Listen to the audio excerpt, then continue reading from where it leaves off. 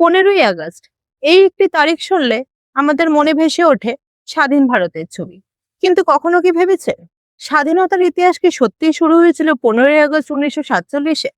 না, এই ইতিহাসের শুরু আরো অনেক আগে। প্রায় 2 শতাব্দী ধরে চলা সংগ্রাম, অসংখ্য আত্মত্যাগ, অগণিত স্বপ্ন এবং অদম্য সাহসের মধ্যে দিয়ে। এটি শুধুমাত্র একটি দেশের স্বাধীনতার গল্প নয়, এটি লক্ষ লক্ষ মানুষের ত্যাগ, সাহস এবং দেশপ্রেমের গল্প। আজ আমরা শুধু ইতিহাসের ঘটনাই বলবো না, আমরা শ্রদ্ধার সাথে স্মরণ করব সে সকল পরিচিত ও অজানা বীরদের, যাদের সংগ্রাম, আত্মত্যাগ এবং স্বপ্নের ভিত্তির উপর দাঁড়িয়ে আছে আজকের এই স্বাধীন ভারত। ইতিহাসের প্রতিটি স্বাধীন দেশের পেছনে লুকিয়ে থাকে হাজারো অজানা গল্প। ভারতের স্বাধীনতাও কোনো একদিনের একটি বিক্ষিপ্ত ঘটনা নয়, প্রায় দীর্ঘ 2 শতকের এক কঠিন সংগ্রাম। কখনো তলোয়ারের ঝনঝনানি, কখনো কলমের অগ্নিস্ফুলিঙ্গ, আবার কখনো কবিতার আহ্বান। চলুন আজ আমরা ফিরে দেখব সেই দীর্ঘ ইতিহাস, যা শুধু ইতিহাসের বইয়ের পাতার মধ্যে সীমাবদ্ধ নয়, লুকিয়ে আছে ভারতের প্রতিটি মাটির কণায়, যেখানে রাজা আছেন, বিপ্লবী আছেন, কবি আছেন, সাহিত্যিক আছেন, আছেন অসংখ্য সাধারণ মানুষের অসাধারণ আত্মবলিদান, যাদের ত্যাগ, অশ্রু, রক্ত এবং স্বপ্নের ওপর দাঁড়িয়ে আছে আজকের স্বাধীন ভারত। চলুন সময়ের চাকা ঘুরিয়ে ফিরে যাই 1757 সালে, যেখান থেকে শুরু হয়েছিল ভারতবর্ষের ইতিহাসের নবসূচনা। 23শে জুন 1757, বাংলার পলাশির প্রান্তর। একদিকে নবাব সিরাজউদ্দৌলা, অন্যদিকে কোম্পানির সেনাবাহিনী। এই যুদ্ধ মাত্র কয়েক ঘন্টার জন্য হয়েছিল, কিন্তু এর প্রভাব ছিল 2 শতাব্দী যাবৎ। মির্জাফরের বিশ্বাসঘাতকতার সুযোগে ব্রিটিশ কোম্পানি ভারতের রাজনৈতিক ক্ষমতা দখল করে নেয়। এরপরে শুরু হয় ভারতের ওপর ব্রিটিশ আধিপত্য। কিন্তু ইতিহাসের একটি সত্য কখনো বদলায় না, যেখানে শোষণ জন্ম নেয় সেখানেই জন্ম নেয় প্রতিরোধ। আর এই প্রতিরোধের প্রথম শিখাই জ্বলে উঠেছিল বাংলার মাটিতে। 1770 সালের ভয়াবহ দুর্ভিক্ষের পর বাংলার মানুষ চরম শোষণের শিকার হয়। অতিরিক্ত কর, অত্যাচার এর বিরুদ্ধে গর্জে ওঠেন বাংলার তথা হিন্দু সমাজের সন্ন্যাসী এবং ফকিররা। এই বিদ্রোহের অন্যতম নেতৃত্ব দিয়েছিলেন মজনু শাহ। এটি একটি বিদ্রোহ ছিল না, এটি ছিল ধর্মের ঊর্ধ্বে গিয়ে স্বাধীনতার প্রথম আহ্বান। এর বহু বছর পর বঙ্কিমচন্দ্র চট্টোপাধ্যায় এই বিদ্রোহ থেকে অনুপ্রাণিত হয়ে লিখেছিলেন আনন্দমঠ উপন্যাস। আর সেখান থেকেই কিন্তু প্রথম আহ্বান উঠে আসে বন্দে মাতরম। তবে বাংলার অরণ্যে কিন্তু এই বিদ্রোহ থেমে থাকেনি, তখনও জ্বলছিল আরো একটি আগুন। 1766 থেকে 1772 জঙ্গলমহলের কৃষক, আদিবাসী এবং স্থানীয় জমিদাররা ইংরেজদের অন্যায় করনীতি এবং জমি দখলের বিরুদ্ধে বিদ্রোহ শুরু করেন। ইংরেজরা তাদের অবজ্ঞা করে চুয়ার বলে ডাকত, কিন্তু ইতিহাস তাদের স্মরণ করে স্বাধীনতার প্রথম প্রতিরোধ যোদ্ধা হিসেবে। এই আন্দোলন দেখিয়ে দিয়েছিল স্বাধীনতার আকাঙ্ক্ষা শুধুমাত্র শহরে নয়, গ্রামে, পাহাড় ও অরণ্যে সমানভাবে জ্বলে উঠেছিল এই প্রতিরোধের আগুন। আর এই আগুন পরবর্তীকালে আরো শক্তিশালী হয়ে ওঠে সাঁওতালদের বিদ্রোহে। 1855 সাল সিধু কানুহ চাঁদ ও ভৈরব মুর্মুর নেতৃত্বে শুরু হয় সাঁওতাল হুল। এটি শুধু একটি বিদ্রোহ ছিল না, এটি ছিল জমি, সম্মান এবং নিজের পরিচয় রক্ষার সম্মান। হাজার হাজার সাঁওতাল ব্রিটিশ শাসন ও শোষণের বিরুদ্ধে ঐক্যবদ্ধ হন। যদিও বিদ্রোহ দমন করা হয়, কিন্তু স্বাধীনতার সংগ্রাম থেমে থাকেনি। আদিবাসী সমাজে সেই সংগ্রাম পরবর্তীকালে আরো শক্তিশালী রূপ পায় বিরসা মুন্ডার নেতৃত্বে। 19 শতকের শেষ ভাগ, ছোটনাগপুরের অরণ্যে জন্ম নিলেন এক যুবক। মানুষ তাকে ডাকতো ধরতি আব্বা, অর্থাৎ পৃথিবীর পিতা। নাম তার বিরসা মুন্ডা। জমি দখল, শোষণ ও ঔপনিবেশিক অত্যাচারের বিরুদ্ধে তিনি করেছিলেন উলগুলান, এক গণ মহা আন্দোলন। এবং সেই সঙ্গেই মাত্র 25 বছর বয়সে তার জীবন শেষ হয়ে গেলেও তার এই সংগ্রাম ছিল আদিবাসী আত্মমর্যাদার প্রতীক। আর ঠিক সেই সময় উত্তর ভারতে শুরু হয়ে গিয়েছে এক নতুন ঝড়ের সূচনা। 1857 সাল, কেউ একে বলেন সিপাহী বিদ্রোহ, আবার কেউ বলেন ভারতের প্রথম স্বাধীনতা সংগ্রাম। বহু বছরের শোষণ, রাজনৈতিক দখলদারিত্ব এবং অসন্তোষ একসঙ্গে বিস্ফোরিত হয়। মঙ্গল পাণ্ডের নেতৃত্বে এই আগুনে স্ফুলিঙ্গ ঘটায় এই আন্দোলনের মধ্যে। মঙ্গল পাণ্ডের নেতৃত্বে এই আন্দোলনে অগ্নিস্ফুলিঙ্গ ঘটায়। অতি অল্প সময়ের মধ্যে উত্তর ভারতের বিভিন্ন অঞ্চলে ছড়িয়ে পড়ে এই আন্দোলন। এই আন্দোলন ভারতকে শিখিয়েছে পরাধীনতার বিরুদ্ধে লড়াই এক অঞ্চলের নয়, গোটা একটা জাতির। এই আন্দোলনে আরো একজন উজ্জ্বল নক্ষত্র হলেন ঝাঁসির রানী লক্ষ্মীবাঈ। 1857 সালের মহাবিদ্রোহে যে নামটি সাহসের প্রতীক হয়ে উঠেছিল তিনি ছিলেন ঝাঁসির রানী লক্ষ্মীবাঈ। ডক্ট্রিন অফ ল্যাবস নীতিতে ব্রিটিশরা যখন ঝাঁসি আক্রমণ করতে আসে তিনি আপোষ করেননি। অশ্বারোহী বাহিনীর নেতৃত্বে তিনি শেষ পর্যন্ত যুদ্ধ চালিয়ে গেছেন, যার বীরত্বের কথা শোনা যায় সুভদ্রা কুমারী চৌহানের অমর পংক্তি, খুব লড়ি মর্দানি ও তো ঝাঁসিওয়ালি রানী থি। রানী লক্ষ্মীবাঈ প্রমাণ করেছিলেন যে দেশপ্রেমে কোনো লিঙ্গ নেই এবং সাহসের কোনো বয়স নেই। কিন্তু স্বাধীনতা সংগ্রাম এখন আর শুধুমাত্র যুদ্ধক্ষেত্রে সীমাবদ্ধ নয়, তবে তার সাথে ছিলেন অসংখ্য যোদ্ধারা, যেমন তাতিয়া টোপি, কুয়ার সিং সহ বীর যোদ্ধা। 1857 সালের বিদ্রোহী দমন হলেও স্বাধীনতার স্বপ্ন শেষ হয়ে যায়নি, আর সেই স্বাধীনতার স্বপ্নকেই বাঁচিয়ে রেখেছিলেন তাতিয়া তোপে। অসাধারণ গেরিলা ও কৌশল ব্যবহার করে তাতিয়া তোপে দীর্ঘদিন ধরে ইংরেজ সেনাদের ব্যস্ত ও বিপাকে রেখেছিলেন। একের পর এক যুদ্ধে তিনি তার নিজের সাহস ও বুদ্ধির পরিচয় দেন। তিনি দেখিয়ে দিয়েছিলেন একজন প্রকৃতীয় নেতার হতে হলে সাহসের সাথে কৌশলের খুব দরকার। 1859 বিশ্বাসঘাতকতার কারণে ইংরেজদের হাতে ধরা পড়েন এবং মৃত্যুদণ্ড পান, কিন্তু তার আত্মত্যাগ ভারতের স্বাধীনতা সংগ্রামের বিপ্লবদের নতুন করে লড়াই করার অনুপ্রেরণা জুগিয়েছিল। একই সময় এইদিকে বিহারের মাটিতেও আরেকজন প্রবীণ বীর দেশের স্বাধীনতার ইতিহাস গড়ছিল। বয়স তখন প্রায় 80, কিন্তু দেশপ্রেমের কাছে ছিল তা তুচ্ছ। বিহারের জগদীশপুরের রাজা কুয়ার সিং 1857 সালের বিদ্রোহে নেতৃত্ব দেন। যুদ্ধে আহত হয়ে নিজের ক্ষতবিক্ষত হাত কেটে গঙ্গায় অর্পণ করার কাহিনী আজও কিংবদন্তি। তিনি দেখিয়েছিলেন দেশের জন্য লড়াই করার নির্দিষ্ট কোনো বয়স নেই। তার সংগ্রাম প্রমাণ করে স্বাধীনতার ডাক ভারতের প্রতিটি প্রান্তে পৌঁছে গিয়েছিল। এই সংগ্রামে নারীরাও পিছিয়ে ছিলেন না। আওয়াদের নবাব ওয়াজিদ আলী শাহ নির্বাসিত হওয়ার পর বেগম হযরত মহল নিজেই বিদ্রোহের নেতৃত্ব গ্রহণ করেন। তিনি লখনৌয়েও ব্রিটিশ শাসনের বিরুদ্ধে প্রবল প্রতিরোধ গড়ে তোলেন। রানী লক্ষ্মীবাঈর মতো তিনিও প্রমাণ করেছিলেন যে দেশপ্রেম কখনোই নারী পুরুষের সীমায় আবদ্ধ নয়। যদিও এই বিদ্রোহ শেষ পর্যন্ত সফল হয়নি, কিন্তু তাদের এই আত্মত্যাগী ভারতীয়দের মনে স্বাধীনতার আকাঙ্ক্ষাকে গভীর করে তোলে। আর এরই ফলস্বরূপ এই আকাঙ্ক্ষায় পরবর্তীকালে রূপ নেয় সর্বভারতীয় এক সংগঠনে। 1885 সাল প্রতিষ্ঠিত হলো ভারতীয় জাতীয় কংগ্রেস। প্রথমের দিকে এটি ভারতীয়দের ন্যায্য দাবি এবং অধিকার তুলে ধরার এক সাংবিধানিক মঞ্চ হলেও পরবর্তীকালে দেশের বিভিন্ন ভাষা, ধর্ম, বর্ণ এবং অঞ্চলের মানুষের জাতীয়তার উদ্দেশ্যে একত্রিত হওয়ার এক উল্লেখযোগ্য প্রতিষ্ঠান হয়ে ওঠে। এটি ভারতের স্বাধীনতা সংগ্রামের অন্যতম চালিকা শক্তিও হয়ে ওঠে পরবর্তীকালে। কিন্তু প্রকৃত জাতীয় জাগরণ ঘটে 1905 সালে, যখন ব্রিটিশ সরকার বাংলা ভাগের সিদ্ধান্ত নেন। 1905 সালের বঙ্গভঙ্গ কোনো জাতীয় পরিকল্পনা ছিল না, এটা ছিল ভারতের জাতীয়তাবাদকে দুর্বল করে দেওয়ার একটা সিদ্ধান্ত। কিন্তু এর ফল হয়েছিল সম্পূর্ণ বিপরীত। সারা বাংলায় গড়ে ওঠে স্বদেশী আন্দোলন। বিদেশি কাপড় বর্জন, দেশীয় শিল্প তৈরি, এছাড়াও জাতীয় শিক্ষা এর গুরুত্বপূর্ণ অংশ হয়ে ওঠে। রবীন্দ্রনাথ ঠাকুর তাই সারা ভারতবাসীকে একত্রিত করার জন্য করলেন রাখি বন্ধন উৎসব। তার রচিত গান বাংলার মাটি বাংলার জল সারা ভারতবাসীর মনে প্রাণে জাতীয়তাবাদের চেতনা গড়ে তোলে। লালা লাজপত রায়, বাল গঙ্গাধর তিলক এবং বিপিন চন্দ্র পাল ভারতের ইতিহাসে তাদের লাল বাল পাল নামেই তারা পরিচিত।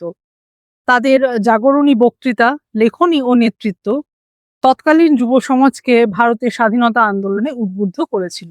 এই আহ্বান সারা দেশে নতুন আত্মবিশ্বাসের জন্ম দেয় ও জাতীয়তাবাদী আন্দোলনকে একটি বৃহৎ আকার গণ আন্দোলনে পরিণত করে। শ্রী অরবিন্দ ছিলেন বিপ্লবী, দার্শনিক এবং সাহিত্যিকও। বন্দে মাতরম পত্রিকার মাধ্যমে তিনি স্বাধীনতার বার্তা ছড়িয়ে দেন এবং সেই সঙ্গে কিন্তু তিনি এটাও বলেন যে একটি জাতির স্বাধীনতা তখনই জাগ্রত হয় যখন সমগ্র মানুষের চেতনায় স্বাধীনতা আসবে। এবং তাকে আলিপুর মামলায় বা আলিপুর আন্দোলনের মামলায় গ্রেপ্তার করলেও তার আদর্শকে কিন্তু থামানো যায়নি। তিনি তার লেখা এবং চিন্তনের মাধ্যমে কিন্তু সমগ্র তরুণ সমাজকে বিপ্লবের পথে উদ্বুদ্ধ করেছিলেন। এবং এই তরুণ সমাজের মধ্যেই ছিল একজন কিশোর, যিনি হাসি মুখে ফাঁসির মঞ্চে উঠেছিলেন। মাত্র 18 বছর বয়সের ক্ষুদিরাম ব্রিটিশ অত্যাচারের বিরুদ্ধে সশস্ত্র আন্দোলনে ঝাঁপিয়ে পড়েছিলেন। আর মুজফ্ফরপুর অভিযানের পর তিনি গ্রেপ্তার হন। সালটা ছিল ঠিক 11ই আগস্ট 1908। ফাঁসির মঞ্চে ওঠবার আগেও তার মুখে ছিল একরাশ হাসি। তারই সাহসী আমাদের ভারতের যুব সমাজকে নতুন সাহস জুগিয়েছিল। তাই তো আজও বাংলার ঘরে ঘরে ধ্বনিত হয় সেই আবেগঘন গান, একবার বিদায় দে মা, ঘুরে আসি, হাসি হাসি পড়ব ফাঁসি, দেখবে ভারতবাসী। তার এই আত্মবলিদান ছিল না কোনো সমাপ্তি, বরং ছিল নতুন বিপ্লবী যুগের সূচনা। আর তার সেই পথ ধরেই এগিয়ে এসেছিলেন প্রফুল্ল চাকি, ভগৎ সিং, চন্দ্রশেখর আজাদ এবং আরো অনেক বিপ্লবীগণ। ক্ষুদিরাম বসুর সংগ্রামে আরেক সাহসী সঙ্গী ছিলেন প্রফুল্ল চাকি। 1908 সালে মুজফ্ফর অভিযানের পর ব্রিটিশ পুলিশ যখন ঘিরে ফেলে, তখন কিন্তু তিনি বন্দী হওয়ার পথ বেছে নেননি। নিজের শেষ গুলিটি নিজের জন্য রেখেই তিনি আত্মবলিদান করেন, কারণ তিনি বিশ্বাস করতেন দেহবন্দী হতে পারে কিন্তু আদর্শ নয়। প্রফুল্ল চাকির আত্মত্যাগ বাংলার বিপ্লবী সংগঠনগুলিকে আরো শক্তিশালী করে তোলে, আর সেই সংগঠনগুলির অন্যতম শ্রেষ্ঠ নেতা ছিলেন বাঘা যতীন। যতীন্দ্রনাথ মুখোপাধ্যায়, যাকে ইতিহাস বাঘা যতীন নামেও চেনে, একা বাঘের সঙ্গে লড়াই করে জয়ী হওয়ার জন্য তার এই নাম, কিন্তু তার প্রকৃত পরিচয় হলো একজন অসাধারণ বিপ্লবী সংগঠক। প্রথম বিশ্বযুদ্ধের সময় বিদেশ থেকে অস্ত্র এনে ভারতের সশস্ত্র বৈপ্লবিক আন্দোলনের তিনি ডাক দেন। 1915 সালে বালেশ্বরের যুদ্ধে শেষ নিঃশ্বাস ত্যাগ করে তিনি শহীদ হন। তার ভাবনায় আমরা মরব কিন্তু আমাদের স্বপ্ন বেঁচে থাকবে। 9ই আগস্ট 1925 উত্তরপ্রদেশের কাকরি স্টেশনের কাছে ঘটল এক দুঃসাহসিক ঘটনা। হিন্দুস্তান রিপাবলিক অ্যাসোসিয়েশনের বিপ্লবীরা ব্রিটিশদের ট্রেজারি বহনকারী ট্রেন থামিয়ে লুট করলেন অর্থ। এটি কোনো ডাকাতি ছিল না, ছিল ভারতের স্বাধীনতা সংগ্রামের অর্থ সংগ্রহের এক উল্লেখযোগ্য পদক্ষেপ। এই অভিযানে নেতৃত্ব দিয়েছিলেন রামপ্রসাদ বিসমিল, আশফাকুল্লাহ খান, রাজেন্দ্র লাহিড়ী, রোশন সিং এবং তাদের সহযোদ্ধারা। এই ঘটনা গোটা ভারতীয়দের মনে এক নতুন সাহস জুগিয়েছিল। রামপ্রসাদ বিসমিল্লা শুধু কেবলমাত্রই বিপ্লবী ছিলেন না, তিনি একজন কবিও ছিলেন। কারাগারে বন্দী থাকাকালীন তার লেখা কিন্তু থেমে যায়নি। তার বিখ্যাত পংক্তি সরফরোশি কি তামান্না আব হামারে দিল মে হ্যায়, এই লাইনটি দেশের স্বাধীনতার জন্য প্রাণ উৎসর্গ করার অদম্য ইচ্ছার কথা প্রকাশ করে। 19শে ডিসেম্বর 1927 সালে তিনি ফাঁসির মঞ্চে শহীদ হন, কিন্তু তার কবিতা হাজার হাজার তরুণের মনে স্বাধীনতার জন্য লড়াই করার অনুপ্রেরণা আর সাহস জাগিয়ে তোলে। আর তার সবচেয়ে ঘনিষ্ঠ সহযোদ্ধাদের মধ্যে ছিলেন আরেকজন আশফাকুল্লাহ খান। আশফাকুল্লাহ খান ছিলেন কাকরি আন্দোলনের অন্যতম সাহসী বিপ্লবী। তিনি এবং রামপ্রসাদ বিসমিল দুজনেই কিন্তু প্রমাণ করেছিলেন স্বাধীনতার লড়াইয়ে ধর্মের কোনো বিভাজন হয় না, একজন হিন্দু একজন মুসলিম, কিন্তু লক্ষ্য তাদের একটাই, স্বাধীন ভারত। আর এই স্বাধীন ভারত আন্দোলন বা স্বাধীন ভারত চাওয়ার উদ্দেশ্যে তারা আত্মত্যাগ করেছেন অনেক, এবং তারা বারবার বলেছেন আমার দেশের জন্য মরতে পারাটা একটা বড় সৌভাগ্য। আর তাদের এই আত্মত্যাগেই উদ্বুদ্ধ হয়েছিল প্রচুর তরুণ নক্ষত্র, এবং তাদের মধ্যে সবচেয়ে উজ্জ্বল নক্ষত্র ছিল ভগৎ সিং। ভগৎ সিং ছিলেন বিপ্লবী, চিন্তাবিদ এবং লেখক।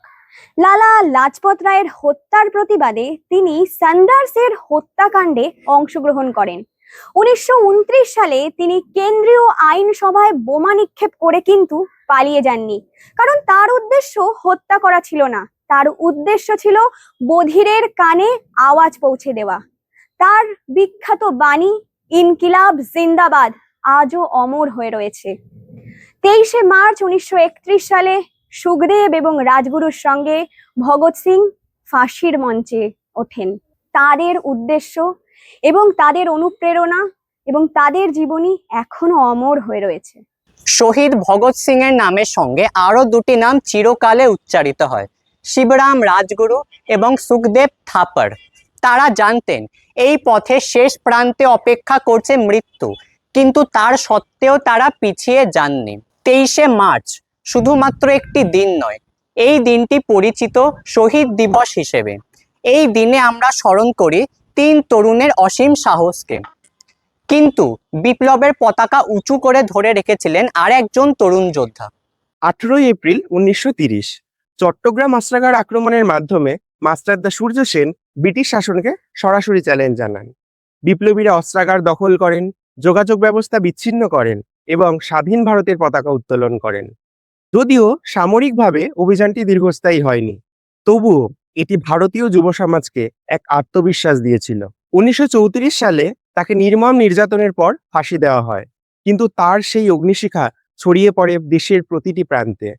এবার স্বাধীনতা সংগ্রামে আরো দৃঢ়ভাবে এগিয়ে এলেন নারীরা। মাতঙ্গিনী হাজরা, অরুণা আসফ আলী, ক্যাপ্টেন লক্ষ্মী সাইগল, আরো অনেকে। এর পরবর্তী অধ্যায় তাদেরকে নিয়ে। স্বাধীনতার ইতিহাস শুধু তরুণদের নয়, এটি প্রবীণদের একটি আত্মত্যাগের ইতিহাস। 1942 সালে ভারত ছাড়ো আন্দোলনের সময় দেখা যায় 73 বছরের মাতঙ্গিনী হাজরাকে তেরঙ্গা পতাকা হাতে নিয়ে নেতৃত্ব দিতে। ব্রিটিশ পুলিশের গুলিতে আহত হওয়ার পর তিনি মাটিতে পড়ে গেছিলেন, কিন্তু পতাকাকে তিনি মাটিতে পড়তে দেননি। তিনি প্রমাণ করেছিলেন দেশপ্রেমের কোনো বয়স হয় না। 9 আগস্ট 1942 মুম্বাইয়ের গোয়ালিয়র ট্যাঙ্ক ময়দান। ইংরেজ সরকার দেশের বড় বড় নেতাদের গ্রেপ্তার করছিল, ফলে মনে হচ্ছিল দেশ যেন নেতৃত্বহীন হয়ে পড়েছে। সাহসের সাথে সেই ঠিক সময়ে অরুণা আসফ আলী খান জাতীয় পতাকা উত্তোলন করলেন। এই একটি ঘটনা সারা দেশের মানুষের মধ্যে উদ্দীপনা জাগিয়ে তোলে। আত্মগোপনে থেকেও তিনি আন্দোলনের নেতৃত্ব দিয়ে গিয়েছিল, তাই সারা দেশ তাকে একটা নামেই স্মরণ করে, সেটি হলো ভারত ছাড়ো আন্দোলনের অগ্নিকন্যা নামে। কিন্তু এই স্বাধীনতার লড়াই কেবলমাত্র রাস্তায় সীমাবদ্ধ ছিল না, রেডিওর মাধ্যমে এই সংগ্রামের বার্তা সারা ভারতে ছড়িয়ে পড়েছিল। 1942 সাল তৎকালীন সময়ে ব্রিটিশ সরকার সংবাদপত্র এবং যোগাযোগ মাধ্যমের ওপর কঠোর নির্দেশিকা জারি করলেন, কিন্তু সেই সময়ও মাত্র 22 বছরের এক তরুণী গোপনে প্রতিষ্ঠা করলেন কংগ্রেস রেডিও, যার মাধ্যমে তিনি দেশের সর্বত্র মানুষের কাছে পৌঁছে দিলেন স্বাধীনতার বার্তা এবং আন্দোলনের খবর। তিনি প্রমাণ করেছিলেন যে সত্যের কণ্ঠরোধ কোনোভাবেই সম্ভব নয়। অন্যদিকে দেশের বাইরে গড়ে উঠেছিল স্বাধীন এক সেনাবাহিনী। আজাদিন ফৌজের ইতিহাসে এক অনন্য নাম হলো ডক্টর লক্ষ্মী সেবগন। নেতাজির আহ্বানে তিনি গড়ে তুলেছিলেন রানী ঝাঁসি রেজিমেন্ট, এশিয়ার প্রথম সর্বমহিলা সামরিক বাহিনীগুলোর একটি। তিনি বিশ্বাস করতেন দেশের স্বাধীনতার জন্য নারীরাও সমানভাবে অস্ত্র ধারণ করতে পারেন। রানী লক্ষ্মীবাঈ সাহস যেন নতুন রূপে ফিরে এসেছিল তার নেতৃত্বে। স্বাধীনতা সংগ্রামে নারী ও পুরুষ একসঙ্গে কাঁধে কাঁধ মিলিয়ে লড়েছিলেন, আর দেশের উত্তর পশ্চিম সীমান্তে অহিংসার এক বিরল অধ্যায় রচনা করেছিলেন দেশের আরেক মহান নেতা। তিনি ছিলেন পশতুন সমাজের নেতা, কিন্তু তার সবচেয়ে বড় পরিচয় তিনি ছিলেন একজন অহিংসা সৈনিক। খান আব্দুল গফর খান লাল কোর্তা বাহিনীর অন্যতম প্রবর্তক ছিলেন। তিনি খুদা-এ খিদমাতগার আন্দোলনেরও অন্যতম পথপ্রদর্শক ছিলেন। সত্য ও সাহসকে নিজেদের শক্তি বানিয়েছিলেন।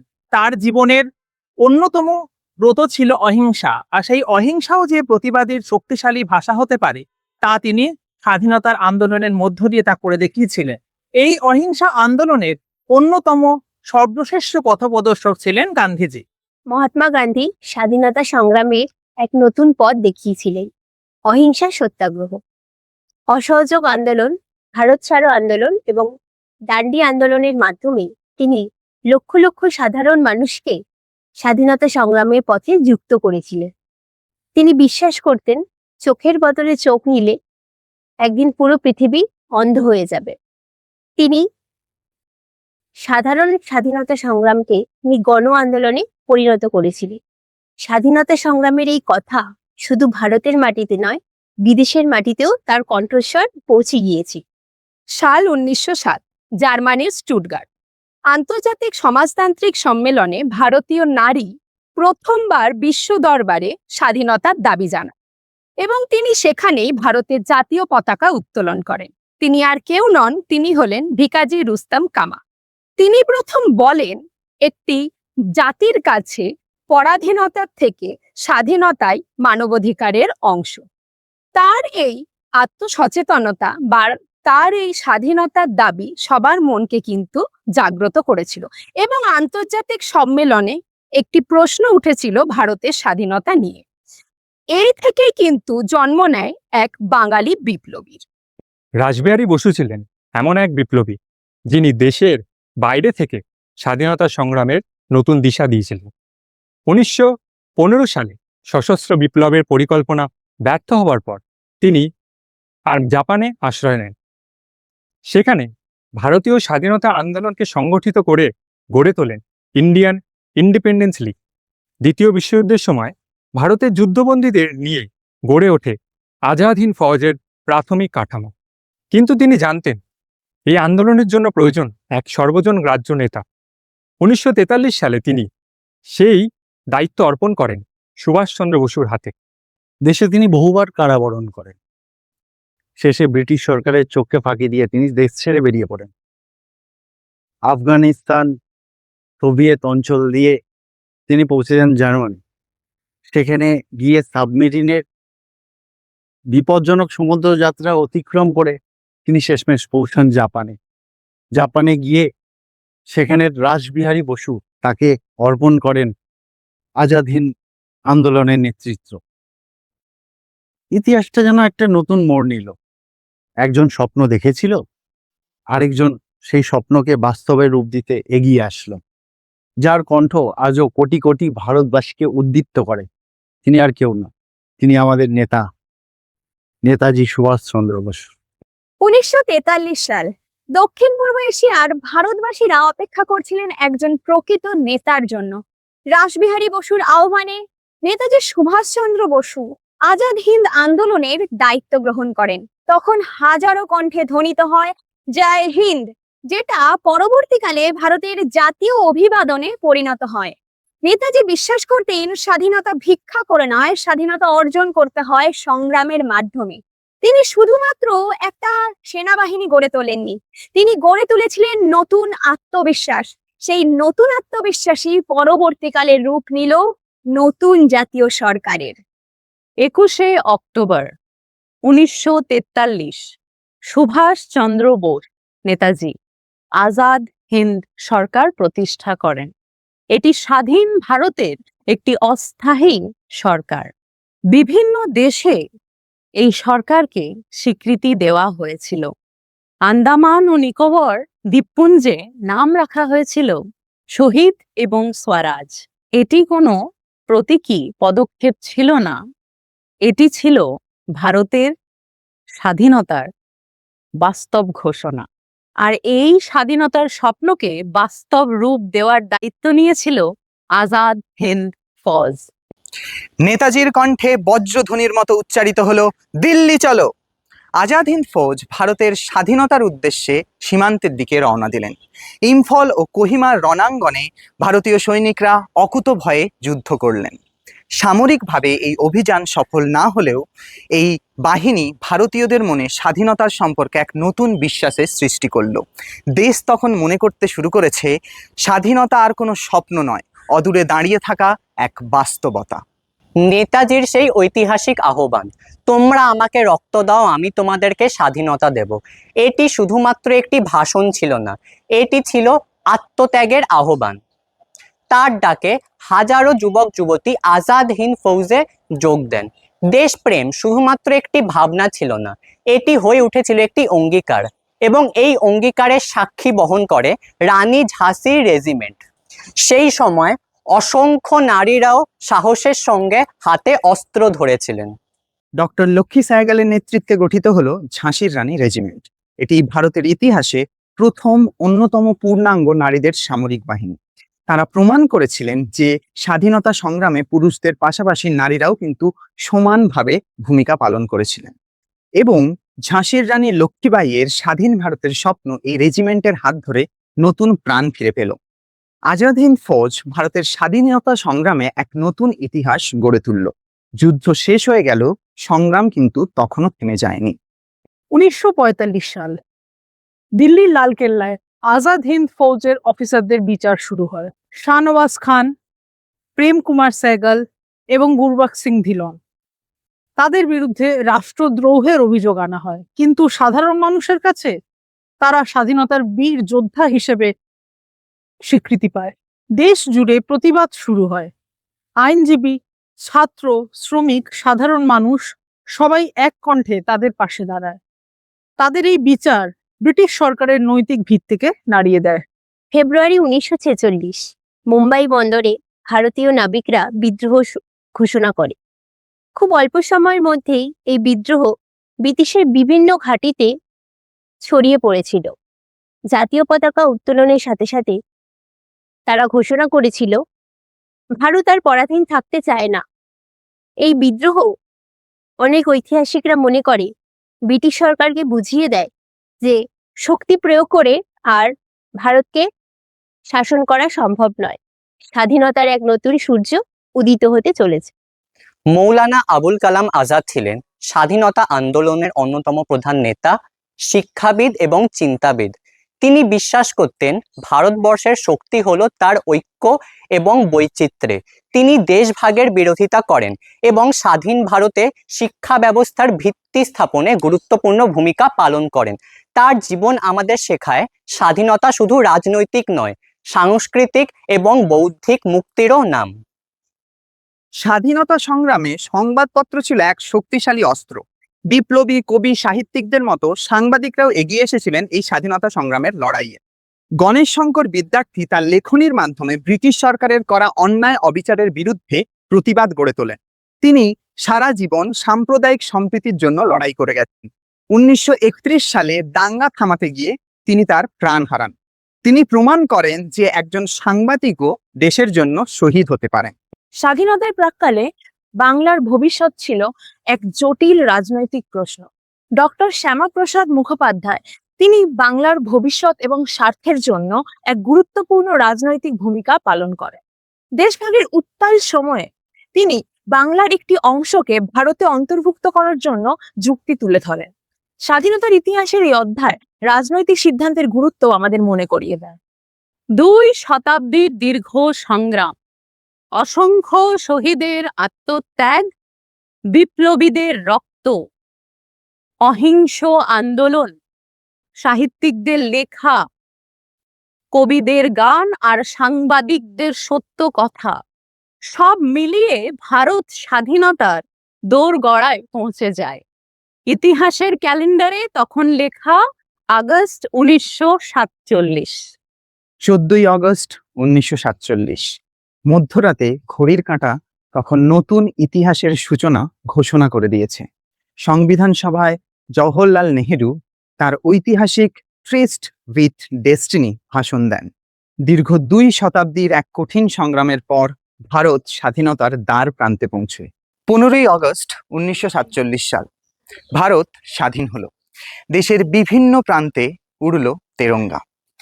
মানুষের হৃদয় ভরে উঠল আনন্দ, আবেগ ও গর্বে। কিন্তু এই আনন্দের মাঝেও লুকিয়েছিল দেশভাগের এক তীব্র বেদনা। তাই ইতিহাসে এই দিনটি একই সঙ্গে বিজয় এবং বেদনার প্রতীক হয়ে মানুষের মনে গেঁথে রইল। ইতিহাসের পাতায় সব নাম লেখা থাকে না। অসংখ্য কৃষক, শ্রমিক, নারী, ছাত্র, আদিবাসী, সৈনিক এবং সাধারণ মানুষ যাদের নাম আমরা জানি না, কিন্তু তারাও স্বাধীনতার এই মহাযজ্ঞে নিজেদের জীবন উৎসর্গ করেছেন।